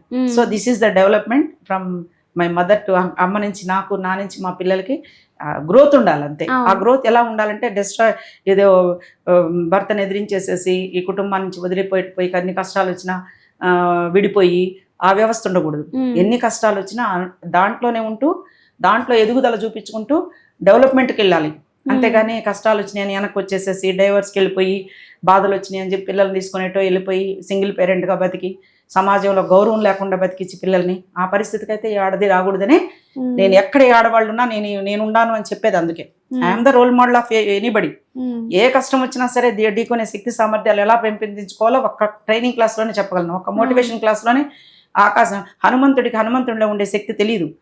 జై హనుమాన్ అని చెప్పిన ఆయన గురించి స్తోత్రాలు చదివితే అప్పుడు అంత ఆకాశం అంత ఎత్తికి సీతాదేవిని తీసుకొచ్చాడు. అంతేకాని ఆయనకు ఉండే నేనేం చేయగలను అనుకున్న హనుమంతుడిని నువ్వెంతో చేయగలవనేటట్టు చెప్పిన పక్కన వాళ్ళ బృందం అంతా మనం వింటానే ఉన్నాం, చూస్తానే ఉన్నాం. మనలో ఉండే శక్తి సామర్థ్యాలు మనకు తెలియదు. ఎదుటి వాళ్ళు గుర్తించినప్పుడే ఆ శక్తి సామర్థ్యాలు కూడా ఇంకా బాగా చేసుకునే కెపాసిటీ మనకు వస్తుంది. కాబట్టి ఏ ఆడపిల్లలైనా ఏదో ఒక శక్తి ఉంటుంది. ఆ శక్తిని మనం మేల్కొల్పి దాని వైపు పయనించేటట్టు చేస్తే యూ కెన్ అచీవ్ ఎనీథింగ్. దానికి చాలా సాధన వలన సమకూరు ధరలోని ఊరికే ఎంబడే చెప్తాను అయిపోవు. కంప్లీట్గా దాని మీద డివోషన్ ఉండాలా, పట్టుదల ఉండాలా, సాధించే వరకు వెనక్కి తిరిగి చూడకుండా ఉండాలా, పక్కదారులు పట్టకూడదు. సినిమాలు షికారులు అనుకుంటూ పోతే మళ్ళీ చదువు పోద్ది. ఎన్ని చూడాలా ఆడమనిషి. సో మీకు తెలుసు ఇప్పుడు 3 పిల్లల్ని అట్లా చేయటం అంటే ఎంత కష్టం. వాళ్ళందరిది కాకుండా ఎంతమందిని సొసైటీలో ఎంతమందికి హెల్ప్ చేయటం అంటే ఇంకెంత కష్టమో తెలుసు. నిద్రలు ఉండవు. ఒక మాట ఇచ్చిన తర్వాత ఇప్పుడు మీకు టీవీలో చెప్పినాక 100 కాల్స్ వస్తాయి నాకు. I must be reply no. దానికి ఎంత టైం స్పెండ్ చేయాలి నేను, మళ్ళీ డబ్బులు లేకుండా. ఇప్పుడు మాతో పాటే మా హిమాయత్ నగర్లో హిప్నో కమలాకర్ వీళ్ళందరూ చాలా మంది నేను స్టార్ట్ చేసినప్పటి నుంచే ఉన్నారు. అందరు ఎంత ఒక్క కౌన్సిలింగ్ కి ఎంత తీసుకుంటారో మీకు తెలుసు. డబ్బులు లేకుండా ఎవరు పనిచేయరు. కానీ శ్రీలక్ష్మి రెడ్డి అయినా ఈ రోజు వరకు ₹1 ఎవరి దగ్గర నుంచి నా తీసుకొని ఉంటే ఈ కౌన్సిలింగ్ కానీ లేకపోతే ఇంకా వాళ్ళకి నేను చేసిన సహాయాలకు కానీ నాకు ఈ ఫీజు ఇస్తే మీకు చేస్తాననే మాట ఎప్పుడైనా ఉంటే ₹1 బహుమతాన్ని ప్రకటించాను. So I'm very happy to చెప్పుకోవడం అంటే ధైర్యంగా చెప్పుకోగలం. I'm very happy. మేడం మరి ఇప్పుడు కొత్త ట్రెండ్ నడుస్తుంది కదా, లైక్ లివింగ్ రిలేషన్షిప్స్ అని. ఇప్పుడు అసలు యాక్చువల్లీ ఈ ఫారెన్ కల్చర్ అనేది ఇప్పుడు ప్రెసెంట్ ఇండియాలో కూడా చాలా వరకు నడుస్తుంది, లివింగ్ రిలేషన్షిప్స్ అని. దీని మీద మీ అభిప్రాయం ఏంటి మేడం? ఒకటమ్మా, మొన్న మా బంధువుల్లో ఈ కేసే వచ్చింది. ఇట్లా ఒకటి అమ్మాయి చదువుకుంటా ఉండి ఆ అబ్బాయితోనే కలిసి ఉండి చివరికి నన్నే పెళ్లి చేసుకో, లేకపోతే నీ ఆస్తులన్నీ ఎంత ఉన్నాయి దానికి రాసి ఇచ్చేసి అనే కాడికి వచ్చి చాలా గందరగోళం అయింది. సో ఎట్లంటే ఇవన్నీ తల్లిదండ్రులు చేసిన పెళ్ళిళ్ళు ఏముంటుందంటే బాధ్యత ఉంటుంది. వాళ్ళకి కష్టాలు వచ్చినా ఏదన్నా వచ్చినా ధైర్యంగా పోయి ఇట్లా ఎందుకు చేస్తున్నావు అని ప్రశ్నించడానికి బంధువులు చుట్టాలు ఎవరో ఒకటి ఉంటుంది. దీంట్లో మనకు తెలియకుండానే వాళ్ళ పాటికి తల్లిదండ్రులకు సంబంధం లేకుండానే వాళ్ళు ఉంటే ఎవరు రెస్పాన్సిబిలిటీ తీసుకుంటారు? అమ్మాయి మగపిల్లలది వదిలేసి ఆడపిల్లలకి ఎంత కష్టం అది. ఇప్పుడు మనకి ఎవరిని ఇప్పుడు మన ఎగ్జాంపుల్గా చాలామంది ఎగ్జాంపుల్గా ఇప్పుడు పర్సనల్ విషయాలు చేయకూడదు అంటారు. రాజకీయాల్లో ఉన్నప్పుడు పర్సనల్ విషయాలు చాలా మంది టచ్ చేస్తుంటారు. సో అది తప్పు అంటారు. కానీ మనం ఒక ఆదర్శంగా సొసైటీలో ఉండాలనుకున్నప్పుడు మనం ఖచ్చితంగా ఫాలో అవ్వాలా ఎవరైనా కానీ. ఇప్పుడు మనం ఇంట్లో ఉండి మన పనే మనం చేసుకుంటాం, ఎవరు ప్రశ్నించరు మనల్ని. అదే నువ్వు పాలిటిక్స్ లో ఉండు లేకపోతే సినిమాల్లో ఉండు, ఎక్కడైనా ఉంటే నీ పర్సనల్ లైఫ్ అంతా గెలుపుతుంటారు ఇప్పుడు. సో రోల్ మోడల్ గా ఉండాలనుకుంటే మనం చాలా జాగ్రత్తగా ఉండాలి వాటిలో. ఇప్పుడు మీరు జాబులు చేస్తున్నారు, ఎవరితో కలిసి ఉంటారు, ఏదో అవుద్ది, వాడికి మళ్ళీ 2 రోజులు అయితే నీ మోజు తీరిపోద్ది, ఇంకో దాన్ని చేసుకుంటాడు, నువ్వు ఇంకెవరితోనే ఉంటావు. దీన్ని ఏమంటారు? ఎక్కడికి పోద్ది? రీసెంట్గా ఒక ఫిల్మ్ వచ్చిందిరా, 2 మగవాళ్ళతో ప్రెగ్నెన్సీ వస్తే అది ఎవడు పుట్టాడో తెలిస్తే డిఎన్ఏ టెస్ట్ చేస్తే వీడి పుట్టాడు వాడి పుట్టాడు వెరైటీగా 2 డిఎన్ఏలు కలిసి పుడతారట 2 పిల్లలు. ఫిల్మ్ పేరు చెప్తానండి, మొన్నే వచ్చింది. కవల పిల్లలు ఒక పిల్లగాడు ఒకడికి ఒక పిల్లాడు ఒకడికి వచ్చినాయి అంటాయి. సో అది చూస్తుంటే నాకు ఈ లివింగ్ రిలేషన్షిప్ గురించే అనిపిస్తుంది. 2 బాయ్ ఫ్రెండ్స్తో ఉంటే ప్రెగ్నెన్సీ వస్తే 2 కవల పిల్లలు, వాడికి ఒక బిడ్డట వీడికి ఒక బిడ్డట. అసలు ఎట్లా పోతుంది సొసైటీ? నాకు అసలు ఏం అర్థం కావటంలే. అమెరికా కంటే మనం మించిపోతున్నామేమో. అక్కడన్నా కొంచెం వాళ్ళు ఎంత బాగా మళ్ళీ మన భజనలు మన ఇవి సత్సంగులు ఎంత బాగా చేస్తున్నారమ్మా అక్కడ అమెరికాలో. వీళ్ళందరికి ఇట్లా అది ఇట్లోకి వచ్చేసింది, ఇది అట్లా పోయిందేమో అనిపిస్తుంది. అది చాలా తప్పు. ఎందుకంటే తప్పని కాదు, ఇప్పుడు పెళ్ళిళ్ళు చేసుకొని 4 రోజుల్లో విడిపోయే కంటే ఇట్లా లివింగ్లో ఉండి చేస్తేనే బెస్ట్ కదా అని ఒక మాట అనొచ్చు. పెళ్ళిళ్ళు చేసుకుంటే విడిపోవటం అంటే అది వేరే విషయం. అది పెళ్లి చేసుకుంటే సాంప్రదాయబద్ధంగా పెళ్లి చేస్తారు. ఏదైనా కష్ట సుఖం వచ్చినా కౌన్సిలింగ్లు ఉంటాయి, మారేదానికి అవకాశాలు ఉంటాయి. లేనప్పుడు ఇంకో పెళ్లి వాళ్ళే తల్లిదండ్రులే గిట్టుబాటు కానప్పుడు ఇప్పుడు పెళ్లిళ్ళు చేస్తానే ఉండాలి తల్లిదండ్రులు. పాపం ఇష్టం లేనప్పుడు ఎందుకమ్మా వచ్చాయని సెకండ్ మ్యారేజెస్, ఫస్ట్ మ్యారేజ్ కంటే సెకండ్ మ్యారేజెస్ ఎక్కువ బాగా జరుగుతున్నాయి ఇప్పుడు. వాళ్ళకి అర్థమవుతుంది, ఒకరికొకరు అర్థం చేసుకొని ఈ కష్టాలని ముందు పడి ఉన్నామని అవి లేకుండా ప్లాన్ చేసుకుని 2వ పెళ్ళిళ్ళు బాగా జరిగిపోతున్నాయి. లివింగ్ రిలేషన్షిప్ లో బాధ్యత ఉండదు, రెస్పాన్సిబిలిటీ తల్లిదండ్రులకు ఉండదు, మొత్తానికి నష్టపోయేది ఆడపిల్లే. ఎక్కడైనా తీసుకోండి, లివింగ్ రిలేషన్షిప్ లో నష్టపోయేది ఆడపిల్లే. కాబట్టి ఈ ఆడవాళ్ళు కొంచెం జాగ్రత్తగా ఉండి, ఎట్టి పరిస్థితుల్లో జాగ్రత్తగా ఉండాలి. అది మాత్రం చాలా తప్పు పద్ధతి అంతే నా ఉద్దేశంలో మాత్రం. కలిసి ఉంటే చెప్తున్నా కదా, నీకు నీ ఇప్పుడు నేను మన పిల్లలు ఎవరైనా ఉన్నారనుకో రెస్పాన్సిబిలిటీ మనం తీసుకోం కదా. నీ కర్మ నీ ఇష్టం, నువ్వు తగలబడ్డావు పో అని చెప్పి వదిలేస్తాం మనం. మన పిల్లలను చెప్పుకోవడానికి కూడా ఇష్టపడం. అటువంటిప్పుడు మనం వాళ్ళ బాధ్యత ఎవరు తీసుకుంటారు? Who will take the responsibility? రేపు అమ్మాయి నిద్రలు వేసేస్తాడు, 4 రోజులు అయిపోయినాక బయటకు వచ్చేస్తుంది, ఎవరు తీసుకుంటారు బాధ్యత? ఇటు తల్లిదండ్రులు రానిరు, అత్తమామలు రానిరు, కట్టుకున్నాడు ఏంటి, ఉంచుకున్నాడో లేకపోతే లివింగ్ రిలేషన్ ఉన్నోడో వాడు పనికిరాడు. అప్పుడు ఏమైపోతాం మళ్ళీ ఇంకోటి ఎత్తుక్కోవడం, ఇంకో జీవితం. అసలు పిల్లలు ఏంటి, ఈ కల్చర్ అయితే పోద్ది. ఫ్యామిలీ అనేది ఉండదు. ఇక ఎవడికి ఎవడు పుట్టాడు, ఎవడికి ఓ సినిమాలో ఇది మొదటి భర్తకు పుట్టిన, ఇది మొదటి భర్త రెండో భార్యకు పుట్టిన, ఇది చెప్తుంటే అసలు నాకే తల అర్థం కాల. ఆ సినిమాలో 4 పిల్లలు తీసుకొస్తే ఈడు ఫస్ట్ భార్యకి పుట్టినాడు, ఈ రెండో భార్యకి పుట్టినాడు, ఈడికి పుట్టినాడు, ఒకరొకరు పరిచయాలు చేసుకుంటుంటే అసలు ఆ రిలేషన్షిప్ అర్థం కాకుండా సినిమాలు కూడా భలే వస్తున్నాయి ఈ మధ్య. సో అది లివింగ్ రిలేషన్షిప్ అనేది ఆడవాళ్ళకి చాలా అత్యంత ప్రమాదకరమైన విషయం. అది 2 వైపులా కోల్పోతారు అది. కాబట్టి మన ఎవరైనా మనం పాతోళ్ళు ఎందుకు మా సామెతలు ఎందుకు వస్తాయి, అరిటాకు మీద ముళ్ళు పడ్డా, ముళ్ళు మీద అరిటాకు మీద పడ్డా అని ఎందుకన్నారు? పాడైపోయేది అరిటాకే కదా, చినిగిపోయేది అరిటాకే కదా. మరి అప్పుడు ముళ్ళు అనేది మగవాడిని ఎందుకు పోల్చారు, అరిటాకుని ఆడవాళ్ళని ఎందుకు పోల్చారు?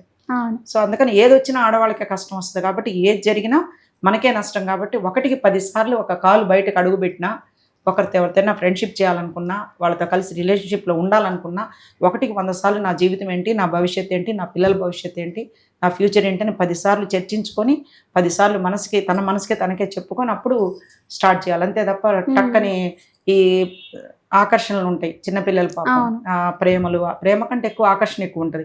ఆకర్షణలో ఏదో తప్పులు జరిగిపోతాయి. మన చెప్తున్న అడ్వర్టైజ్మెంట్లో ఎన్టీఆర్ అడ్వర్టైజ్మెంట్ చూడు, ఇట్లా ఫేస్బుక్లో పరిచయం అయ్యాడు, ఇట్లా ఈ విధంగా ఇద్దరం దగ్గర ఏమని వస్తుంటాయి చూడు, మళ్ళీ వాడు బెదిరించడం, ఇవన్నీ ఎట్లా ఉన్నాయని వాడు బెదిరింపులు, బ్లాక్ మెయిల్. డబ్బులు ఎక్కడి నుంచి వస్తాయి? ఇప్పుడు అమ్మాయి బ్లాక్ మెయిల్ చేస్తే డబ్బులు ఎక్కడి నుంచి వస్తాయి? మళ్ళీ వాడు చెప్పిన పనులన్నీ చేయాలి. ఎంత నాశనం అయిపోతాం మన లైఫ్. ఇప్పుడు మన దగ్గర డబ్బులు ఉండవు, తల్లిదండ్రులు చెప్పలేము.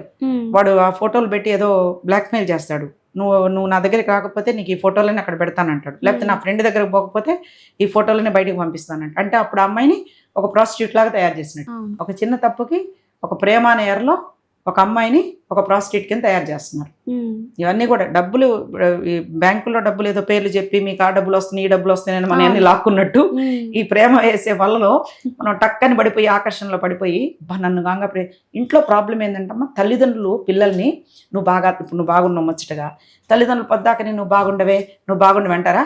అనరుగా, పొద్దాక అనరు కదమ్మా. మంచిగా ఎప్పుడైనా తయారైతే బాగున్నావు, ఏదో చేరో జాగ్రత్త అప్పుడండి. ఈ ప్రేమలతో అనేవాళ్ళు ఇంత స్మార్ట్గా ఉన్నావు, ఇంత అందంగా ఉన్నావు, నీలాంటి దాన్ని ఎక్కడా చూడలేదు. ఈ పొగడ్తలు ఉంటాయి చూడు, అవి ఇంట్లో దొరకని పొగడ్తలు ఈ ఫ్రెండ్స్ ద్వారా, ఈ ప్రేమ ద్వారా పొందినప్పుడు వాళ్ళకి ఏమనిపిస్తుంది అంటే, నన్ను ఎవరు ఇంత పొగడలేదే, నాలో ఎంత ఉందా, ఇంత అందం ఉందా, ఇంత టాలెంట్ ఉందా అని చెప్పి అనుకొని పడిపోతారు. అప్పుడు మనం తల్లిదండ్రులు ఏమంటారు, నువ్వు ఎప్పుడైనా పొగిడావా, నన్ను ఎప్పుడైనా నన్ను మెచ్చుకున్నావా, అందంగా ఉన్నావన్నావా అని పిల్లలు కూడా అనేది ఎందుకు అప్పుడప్పుడు అంటుంటారు. ఒక్కసారైనా ఎంతెందుకు ఎగ్జాంపుల్ నేను చెప్తా. మా బంధువుల్లోని వైపిరెడ్డి గారిని, మా బంధువులు వాళ్ళ పాప బాగా చదువుద్ది, సరే గోల్డ్ మెడల్ వచ్చింది. మా పెద్దమ్మాయి అంటది, ఎప్పుడు వేరే వాళ్ళని పొగుడతావమ్మా, నన్ను ఎప్పుడైనా అన్నావు నువ్వు, ఆ అమ్మాయి గోల్డ్ మెడల్ వచ్చింది, ఆ అమ్మాయి బాగా చదువుద్ది. మనకేమనిపిస్తుంది అంటే మన పిల్లల్లో ఉండేది మనం ఎక్స్ప్రెస్ చేయలేము. చేస్తే ఎక్కడ వీళ్ళకి పొగురు బట్టి ఇంకా చదవరేమో అనుకుని ఒక ఇదితో మనం ఎక్స్ప్రెస్ చేయము. కానీ అది చాలా తప్పు. తల్లిదండ్రులు తమ బిడ్డలకు ఉండే టాలెంట్ని ఎప్పుడు కూడా మెచ్చుకోవాలా, వాళ్ళని అప్పుడప్పుడు మంచిగా పొగడ్తలతో చేయాలి. నువ్వు బాగా చేస్తున్నావు అమ్మా అని అప్రిషియేట్ చేయాలి. చేసినప్పుడే ఈ పక్కన ఉండే ప్రేమలో దోమలోటి ఇట్లోంచి కొంచెం తగ్గుతాయి. ఎందుకంటే మనం ఇచ్చే ఇదిలో వాళ్ళు ఆ ప్రేమను పొందుతారు. మనకేంటంటే ఆ చదివినవులే, నీకంటే 90 మార్కులు ఇంకొక ఆమెకి ఎక్కువ వచ్చింది, నీకంటే ఇప్పుడు మా అమ్మాయి 43 ర్యాంక్, ఇంకోటికి ఇంకెవరికి 40 వచ్చింది, నువ్వేం చదివినావు అంటే అప్పుడు ఏమనిపిస్తుంది? సో మన బిడ్డల్ని మనమే ఇది చేసుకుంటే అప్పుడు మనం తెలుసో తెలియక ఆ తప్పులు చేస్తున్నారు. ప్రతి తల్లిదండ్రులు కూడా అప్రిషియేషన్ అనేది లేదు. ఎంతసేపటికి వాడు ఇంకా బాగా చదివాడు, వీడు ఇంకా బాగా చదివాడు, వాడికి ఇంకా జాబ్ వచ్చింది ఇట్లా అంటారు తప్ప మన బిడ్డల్లో ఉండే టాలెంట్ని మనం తల్లిదండ్రులు గుర్తించి పొగడతం అనేది లేదు. అది నేర్చుకోవాలి. ప్రతి ఒక్కరి తల్లిదండ్రులు కూడా నేర్చుకొని మన బిడ్డలో ఈ టాలెంట్ ఉంది, వీడు బాగా చేయగలడు, వీడు చెందగలడు అనేది ఒక మంచి సాటిస్ఫాక్షన్ వస్తుంది వాళ్ళకి. Yes I can. నేను ఏదైనా మా ఇంట్లో ఒకటే చెప్తుంటా, అదిగో ఆమె చెప్పండి, అవన్నీ ఐ క్యాన్ అంటుంటుంది కదా అంటాడు మా ఆయన.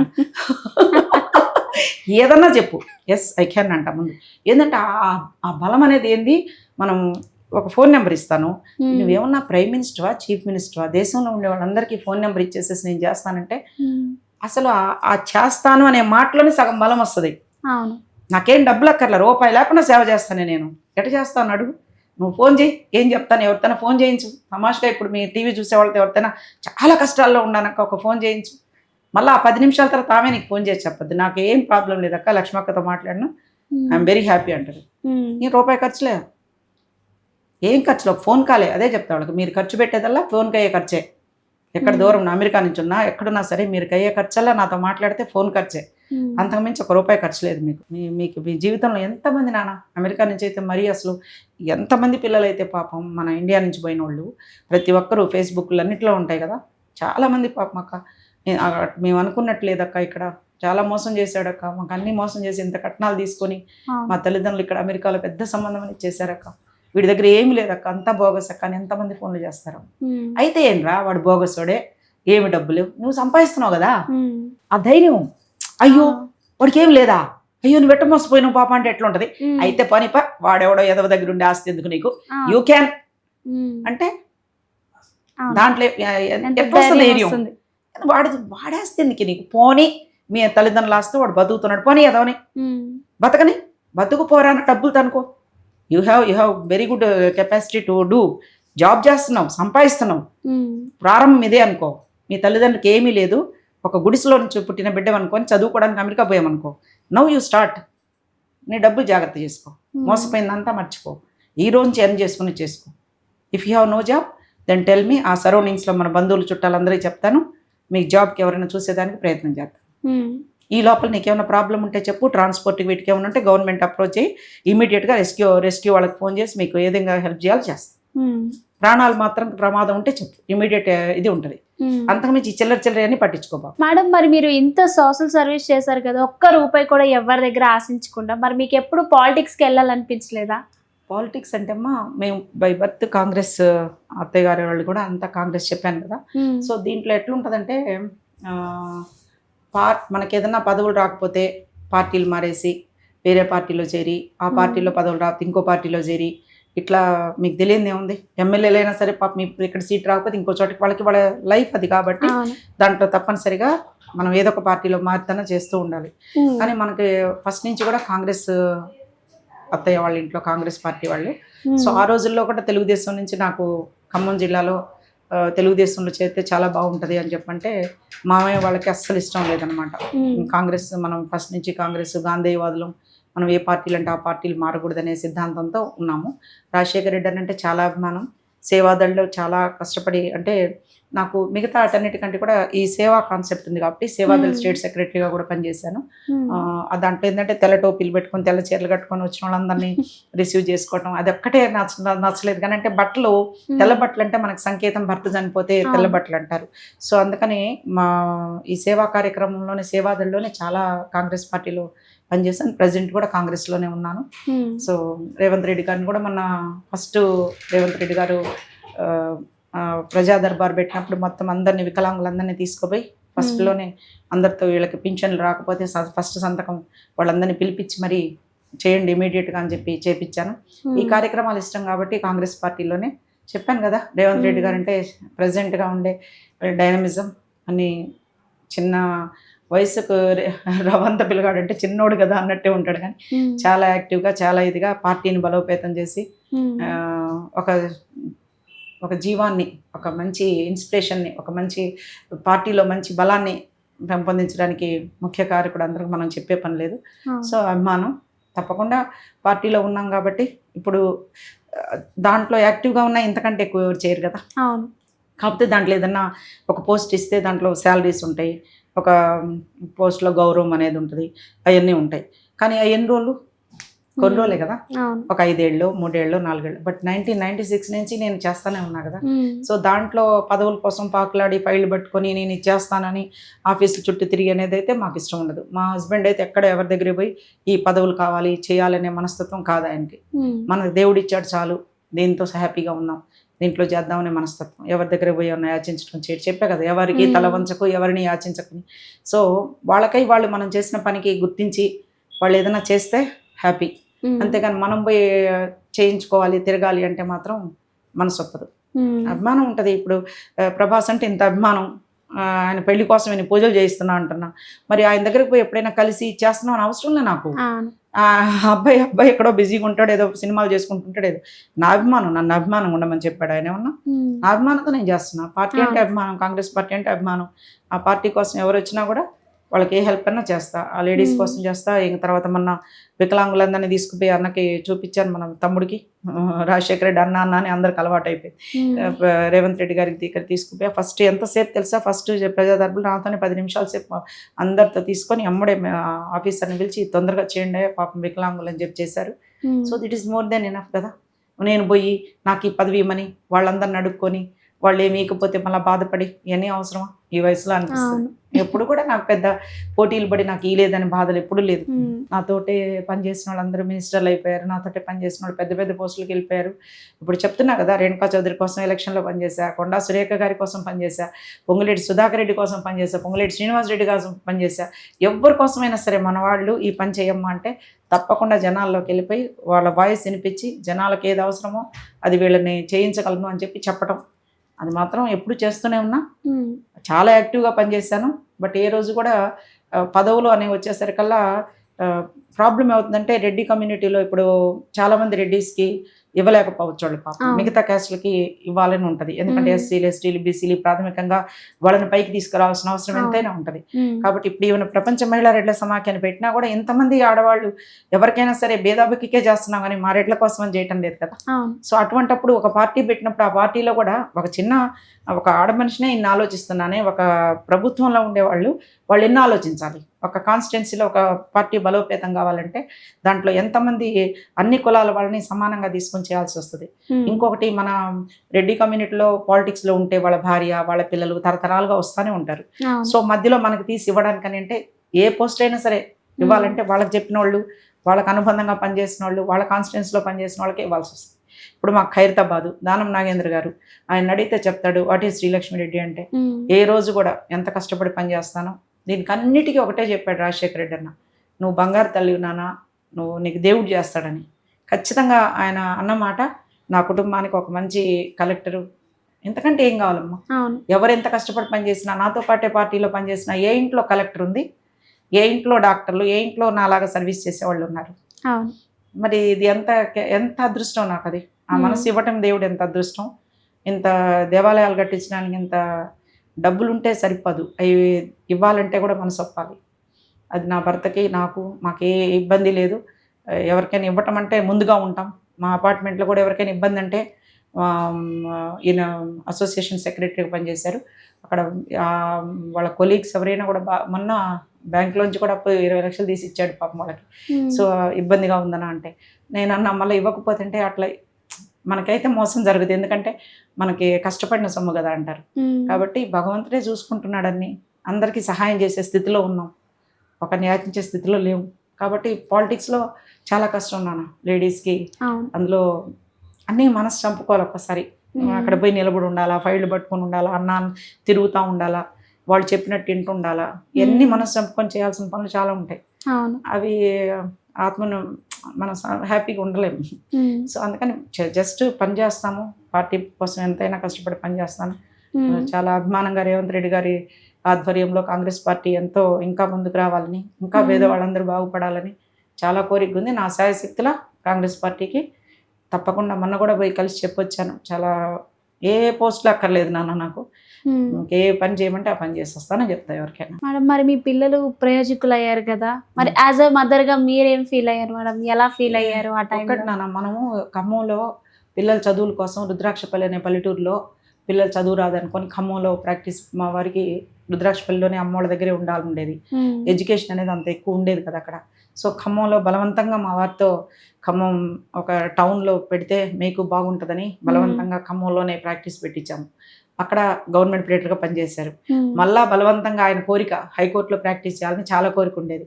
అమ్మ నాన్న వదిలిపెట్టి దూరంగా పోతే ఎట్లా అని చెప్పని అనుకొని అక్కడే ఉండిపోయాం. 16 ఏళ్ళు ఖమ్మంలో ఉన్నాం. తర్వాత వాళ్ళ అమ్మగారు నాన్నగారు చనిపోయాక తర్వాత మేము హైదరాబాద్ ఆయన కోరిక తీర్చడానికి కోసం హైదరాబాద్కి వచ్చాం. ఆయన కోరిక తీరింది హైకోర్టు లాయర్గా. నా బిడ్డలు కూడా మంచిగా రామయ్య కోచింగ్ సెంటర్లో తెల్లవారుజామున 3 గంటలకు కోచింగ్ ఇచ్చేవాళ్ళు. అక్కడంతా కుక్కలు. ఆ రోజుల్లో పొద్దున్నే రిక్షాలో తీసుకుపోయి పెద్ద పాపని అక్కడ రామయ్య కోచింగ్ తీసుకెళ్ళేదాన్ని. మ్యాథ్స్ బాగా వస్తుందని. తనకి బేసిక్గా ఇంట్రెస్ట్ అంత మ్యాథ్స్ మీద అంటే ఇంట్రెస్ట్ లేదు. తను ఇంజనీరింగ్ సైడ్లో, ఆ తర్వాత ఈ సివిల్ సైడ్ రావటం. ఎనీవే దేవుడు ఎన్ని మలుపులు తిప్పినా చివరికి హైయెస్ట్గా ఉంచాడు. అదేవిధంగా చిన్న పాప కూడా ఎప్పుడు కూడా ఆ, నేను చిన్నప్పటి నుంచి డాక్టర్ కావాలని కోరిక. మా చిన్నయ్య డాక్టర్, నన్ను చిన్నప్పుడే పెళ్లి చేశారని ఒక బాధ ఉండేది. నా కోరిక రెండో పాపలో చూసుకున్నా. ఇంకా మా ఆయన లాయర్ కాబట్టి ఆయన ప్రొఫెషన్ మా కొడుకు. ఇట్లా నాకు ఉపయోగం ఏంటంటే ఆడపిల్లలు ఎక్కడో ఉంటారమ్మా, వాళ్ళు లాయర్ అయి ఉంటే వాళ్ళని అడిగి చేసి వాళ్ళని పిలిపించుకోవడం చేయటం అనేది కష్టంగా ఉండేది. అదే నా కొడుకే కాబట్టి వాడితే ఏ టైం అయినా సరే మనం లీగల్ సర్వీసెస్ ఫ్రీగా చేసుకోవచ్చు. చివరిగా నేను చెప్పేది ఏంటంటే ఆడవాళ్ళకి ఎప్పుడు ఏ కష్టం వచ్చినా ఏ బాధ వచ్చినా మీకంటూ ఒక అమ్మ లాంటి దాన్ని, అంటే ఆ రోజుల్లో అక్క అని పిలిచేవాళ్ళు, ఇప్పుడు ఏజ్ అయిపోయింది కాబట్టి ఒక తల్లి లాంటి దాన్ని అక్క అనే పిలుపులో అమ్మ ముందర అని ఒక సాంగ్ పెట్టుకొని అందరూ నాకు తెలిసిన ప్రతి ఒక్కరు కూడా లక్ష్మక్క లక్ష్మక్క అని పిలుచుకునేవాళ్ళు. సో ఒక తల్లిలాగా ఒక అక్కలాగా మీకు అండగా ఉంటానని, మీకు ఏ కష్టం వచ్చినా ఎనీ టైం మీరు కాల్ చేయొచ్చు. మీకు సంపూర్ణంగా ₹1 ఖర్చు లేకుండా ఒక ఫోన్ కాలే మీకు ఖర్చు. ఎట్టి పరిస్థితుల్లో నిరుత్సాహపడగాకండి. భగవంతుడు మనకిచ్చిన మంచి జీవితం, ఈ జీవితాన్ని చేజేతులారా చనిపోవటం అనే ఒక మాటతో నాశనం చేసుకోవద్దు. అందులో ముఖ్యంగా పిల్లలు ఉండే తల్లులు మాత్రం ఎట్టి పరిస్థితుల్లో మీ జీవితాన్ని అంతం చేసుకోకూడదు. మీతో పాటు మీ పిల్లల జీవితాన్ని ఉజ్వలంగా ఉండాలంటే ఏ కష్టం వచ్చినా నాతో షేర్ చేసుకోండి. తప్పనిసరిగా మీకు నేను ఎప్పుడూ అండదండగా ఉంటాను. మీకు ఏ కష్టం వచ్చినా సరే నేను ఉన్నాను అని చెప్పటం నాకు చాలా ఆనందకరమైన విషయం. ఎంత కష్టమైనా పోదాం, ఎంతైనా ఎదుర్కొందాం, మన బిడ్డల భవిష్యత్తు మంచిగా చూసుకుందాం. అది కుటుంబ వ్యవస్థ నిలబెడదాం. ఈ రోజుల్లో వచ్చే ఈ లివింగ్ రిలేషన్షిప్లు అవన్నీ కూడా ఏంటంటే పిల్లల్లో మానసిక దౌర్బల్యం పెరగటం, పిల్లలు సింగిల్ పేరెంట్ల దగ్గర పెరగటం, వాళ్ళకి పాపం తండ్రి లేదనే బాధ, తల్లి లేదనే బాధ, ఆ బాధల్లోంచి పుట్టుకొచ్చిన రకరకాల దౌర్భాగ్యాలు ఇవన్నీ. సో అందుకని చెప్పి కుటుంబ వ్యవస్థ మంచిగా ఉంటే, ఉమ్మడి కుటుంబ వ్యవస్థ ఉంటే ఇంకా మంచిది. వాళ్ళలో అమ్మమ్మలు, తాతయ్యలు, నానమ్మలు, వాళ్ళ అనుభవాలు, వాళ్ళ యొక్క బాధలు, కష్టాలు అన్నీ తెలుసుకుంటాం. ఇప్పుడు సింగిల్గా ఉండేసరికి ఒక గదిలో కూర్చొని కంప్యూటర్ చూసుకుంటూ మన పనులు మనం చేసుకుంటూ తల్లిదండ్రులను విసుక్కుంటున్నాం. అమ్మా నాన్న అనే గౌరవం లేదు, పెద్దవాళ్ళనే గౌరవం లేదు, ఏది లేదు. సో అందుకని చెప్పి మీరు ప్రతి క్షణం పిల్లల్ని కంటికి రెప్పలాగా చూసుకోవాలి. చిన్న పిల్లల్ని మానభంగం చేసి చంపేస్తున్నారు. సో అందుకని ఆడపిల్లలతో ఇంకా జాగ్రత్తగా ఉండాలి. ఈ టైంలో ఇంకా మీ సొంత ఆలోచనలతో బిడ్డల భవిష్యత్తు నాశనం చేయకండి. ప్రతి క్షణం పిల్లల్ని కంటికి రెప్పలాగా కాపాడుకోవాలి, వాళ్ళ ఉజ్వలమైన భవిష్యత్తు ఇవ్వాలి. నేను చేశాను, మీరు చేయండి. నేను తప్పకుండా ఇల్లు గెలిచాను, ఇల్లు గెలిచి రచ్చగెలవాలంటారు. కాబట్టి మనం ఇంట్లో మన బిడ్డల్ని ఉన్నత స్థానంలో తీసుకొచ్చి 10 మందికి సహాయం చేసేటట్టు నాలాగా మీరు కూడా ఎదగండి. అంతే. అంతవరకు మీకు ఏ సహాయం కావాలన్నా నేను మీకు తోడుగా ఉంటాను. ఏ ప్రభుత్వంతో పనిలే, ఏ పార్టీతో పనిలే, ఎవరితో పనిలే, ఒకే ఒక phone call. Thank you so much. ఇలాంటి మంచి మంచి పనులు చాలా చేయాలని కోరుకున్నాను madam. Thank you so much. Thank you so much.